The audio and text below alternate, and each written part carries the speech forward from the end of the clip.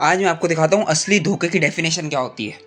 आज मम्मी ने हमें ये बोला कि ये बेड के नीचे जो बेड पड़ा हुआ है वो निकालो, और ये हमें बोला गया मम्मी के द्वारा, पापा के द्वारा नहीं, मम्मी के द्वारा। ये नोट करने वाली बात है। और उसके बाद पता है क्या हुआ, हमने जब ये बेड निकालने लगे तो पहले तो हमें एक घड़ी का डिब्बा मिला जो हमने खोल के चेक किया, क्योंकि वो पुरानी आदत है, करना चाहिए ज़रूर चेक। वो हमने चेक किया। उसके बाद हमने जैसे ही ये बेड निकाला तो हमें फुलझड़ियाँ मिल गई, जो मम्मी की पुरानी आदत होती है छुपा के रखने की। अब हमने बेड निकाल लिया। उसके बाद मम्मी हमें पता है क्या बोलती, देखो सुनो क्या बोलती है निकालने के बाद, कि ये नहीं करना। ये चला नीचे। कौन सा बड़ा वाला? ये नीचे ये चाहिए, ये आप और ये देना, उस पर सो नहीं पाएगी। तो मतलब मैं इस पे सो, तू एक पे सो।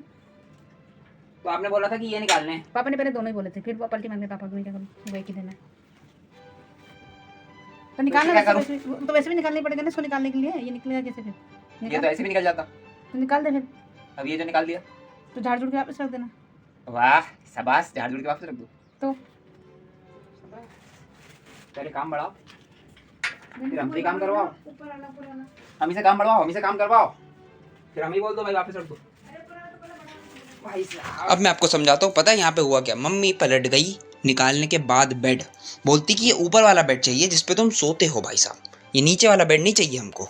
और पता है उसके बाद जब हमने बोला कि अब जो इतनी मेहनत से निकाल लिया गया इसका हम क्या करें, तो बोलती वापस रख दो, वो भी झाड़ झूड़ के। मतलब इनको हमसे काम करवाना था, झाड़ा फूकी करवानी थी हमें। अब ये काम इनने हमसे बढ़वा दिया। उसके बाद हमें बोलती ऊपर वाला खाली करो। अब पहले हमने ऊपर वाला जो गंदा किया था उसको साफ़ करना पड़ा, फिर उस पर से ये गद्दे हटाए, फिर उसके बाद ये हम बेड निकाले, और जो नीचे वाला बेड पड़ा हुआ है वो तो पड़ा ही रहेगा, अब उसको झाड़ फूक के अंदर रखना पड़ेगा हमें। शाबाश। और इसमें से हमें पता है पैसे भी मिले, वो भी 10-10 20-20 रुपये, जो हमें आज तक पता ही नहीं थे कि यहाँ पे पड़े हुए हैं हमारे घर में। शाबाश। और उनके ऊपर हम सो रहे थे।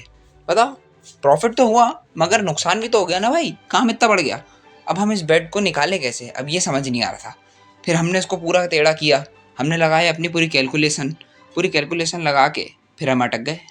फिर हम बाहर आए, हमने बेड को टेढ़ा किया, एक तरफ से बाहर तो आ गया, अब दूसरी तरफ से बाहर कैसे निकालें।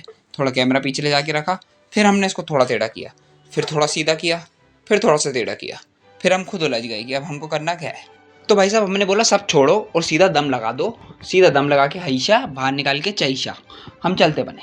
हमने उसको निकाला खींच के बाहर, और इतनी देर में भाई वहाँ से आ गए पापा। और भाई अगले पार्ट में दिखाएंगे आपको, पार्ट 2 में, कि हमने अपना रूम कैसे साफ़ किया, पूरा एक एक चीज़ दिखाएंगे कि हमें कौन सा कुबेर का खजाना मिला अपने यहाँ से, और क्या क्या ऐसी चीज़ें थी जो आज तक हमें ही नहीं पता था कि हमारे रूम में है। वो सब आपको दिखाएंगे अगले पार्ट में।